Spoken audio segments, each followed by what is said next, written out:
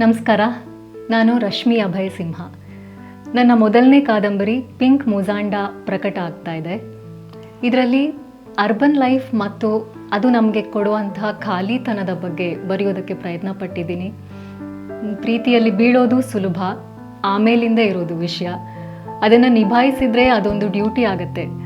ಪ್ರೀತಿ ಇರ್ಬೋದು, ಮದುವೆ, ಬದುಕು ಯಾವುದೇ ಇರ್ಬೋದು, ನಮ್ಮ ಜೀವನ ಒಂದು ಡ್ಯೂಟಿ ಅಲ್ಲ, ಬದಲಾಗಿ ಅದು ಅನುಭವಿಸೋದಕ್ಕಿರೋದು. ಇದೆಲ್ಲದರಿಂದ ನಮಗೆ ಲಿಬರೇಷನ್ ಸಿಗಬೇಕು, ನಾವು ಮುಕ್ತರಾಗಿರಬೇಕು. ಆದರೆ ಆ ದಾರಿ ಯಾವುದು, ಹೇಗೆ ಮುಕ್ತರಾಗಿರೋದು ಅಂತ ಗೊತ್ತಿಲ್ಲ. ಸೊ ಅದನ್ನು ಹುಡುಕೋದೇ ಬದುಕು.